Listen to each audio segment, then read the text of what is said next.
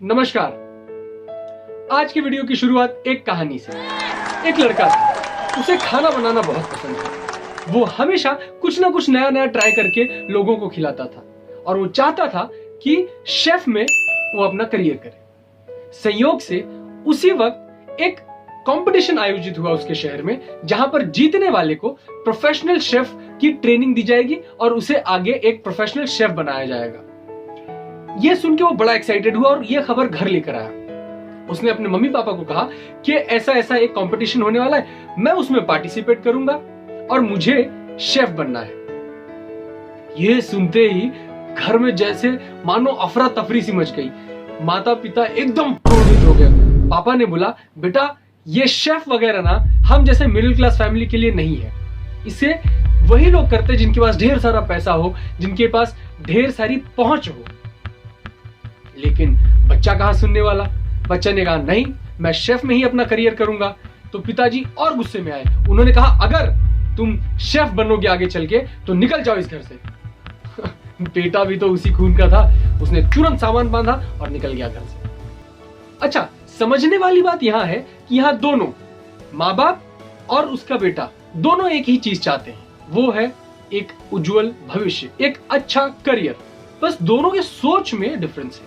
घर छोड़कर लड़का निकल आता है, दोस्तों की मदद से कुछ पैसे जमा करता है और उस कंपटीशन में पार्टिसिपेट करता है। खाना बनाने में तो वह अच्छा था ही, तो एक एक करके हर स्टेप पास करते जाता है और आखिरकार फाइनल में पहुंच जाता है। लड़का बड़ा खुश रहता है कि अब एक स्टेप दूर उसको सक्सेस मिलने वाली है और वो वह कर पाएगा जो उसे करना था। लेकिन शायद किस्मत को कुछ और मंजूर था।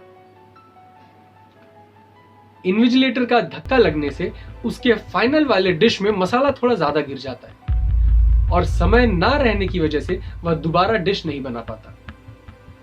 जाहिर सी बात है, उसका टेस्ट खराब हो जाता है और उस वजह से वो फाइनल राउंड में हार जाता है। आप कल्पना कीजिए कि आप इस लड़के की जगह पर, आपकी गलती भी नहीं है और आपके सामने आपका सपना टूट गया। ऐसे में आदमी बिखर जाता है। अपनों से लड़के आया था, अपने माँ बाप से, अपने परिवार से, अपने समाज से, सबसे लड़कर आया था एक चीज हासिल करने के लिए। वो भी किसी और की गलती की वजह से उसे गंवाना पड़ रहा था। अब मैं ये कहानी आपको क्यों बता रहा हूं? मैंने एक किताब पढ़ी, ब्रदर्स अगेंस्ट द राज। ये एक बायोग्राफी है सुभाष चंद्र बोस और शरद बोस के बारे में। इसमें एक कहानी बड़ी इतनी रोचक थी कि मुझे लगा आप लोगों तक पहुंचानी चाहिए। 1939 में जब सुभाष बाबू कांग्रेस के प्रेसिडेंट थे तो दुनिया का माहौल ऐसा हो गया था कि सबको समझ आ गया था वर्ल्ड वॉर अब होगा। और सुभाष बाबू कह रहे थे कि यही समय है, अंग्रेजों से हम आजादी छीन कर ले सकते हैं। हमें उन ताकतों का साथ देना चाहिए जो अंग्रेजी हुकूमत के खिलाफ है और इसीलिए हमें अब अंग्रेजों से लड़ना चाहिए। गांधी जी हिंसा के सख्त खिलाफ थे। उन्होंने कहा, नहीं, हम हिंसा से आजादी नहीं पाएंगे। और इस मतभेद की वजह से सुभाष बाबू ने अपना रेजिग्नेशन जो है गांधी जी को सौंपा और अंग्रेजों के नाक के तले से देश से निकल गए और रशिया से होते हुए जर्मनी गए और जर्मनी जापान की मदद से उन्होंने एक फौज की तैयारी की जिसका नाम रखा आजाद हिंद फौज। आजाद हिंद ने जापान के फौज के साथ लड़ना शुरू किया और बर्मा जीतते हुए इंफाल की तरफ बढ़े। सुभाष बाबू के हिसाब से इंफाल होते हुए हम अपने देश पर कब्जा कर सकते थे और अंग्रेजों को यहां से खदेड़ सकते थे। लेकिन किस्मत को शायद कुछ और मंजूर था। कुछ जापानीज स्ट्रेटजीज और टैक्टिक्स की गलती की वजह से हमें इंफाल में हार का सामना करना पड़ा।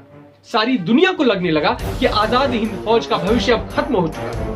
सारी दुनिया को अब यह लग चुका था कि आजाद हिंद फौज खत्म हो चुका है। अब सुभाष चंद्र बोस से कुछ नहीं हो पाया। आप कल्पना कीजिए, हमारे कंधों पर 2, 4, 6 लोगों की उम्मीदें टिकी होती हैं और कभी हम फेलियर पाते हैं, फेलियर आती है हमारे लाइफ में, हम कैसे टूट जाते हैं, डीमोटिवेट हो जाते हैं, बिखर जाते हैं, डिप्रेशन में चले जाते हैं। आप उस इंसान के बारे में सोचिए जिस पर पूरे देश की उम्मीदें टिकी थी।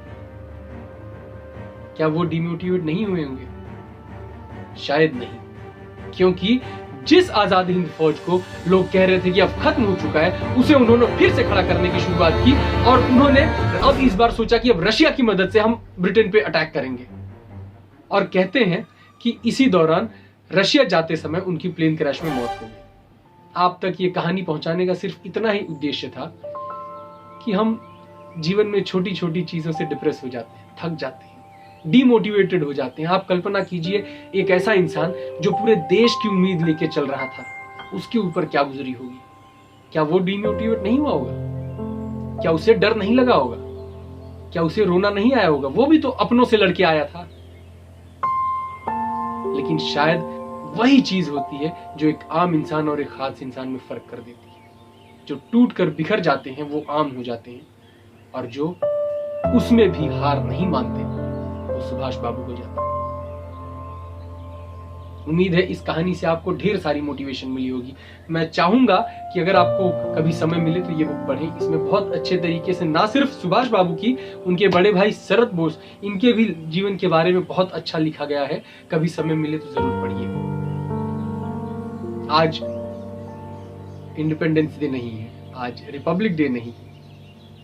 रिपब्लिक डे, इंडिपेंडेंस डे पे वीडियो ट्रेंड्स कराने के लिए लोग आके कहते हैं कि देशभक्ति एक दिन की नहीं होती। लेकिन आज मेरा ये वीडियो आप तक पहुंचाने का सिर्फ ये उद्देश्य है कि सच में देशभक्ति एक दिन की नहीं होती, और ये जो आजादी हमें मिली है उसकी हमने बहुत बड़ी कीमत चुकाई। अगर आपको ये कहानी मोटिवेटिंग लगी, अब चाहते हैं कि ये मोटिवेटिंग कहानी सुभाष बाबू के लोगों तक पहुंचे, तो प्लीज इस वीडियो को शेयर करिए, लाइक करिए और कमेंट करिए। ऐसे मोटिवेटिंग कहानियां आपके नेता, आप किन से इंस्पायर होते हैं, ताकि हो सके तो मैं उन पर भी कभी वीडियो बना सकूं। नमस्कार।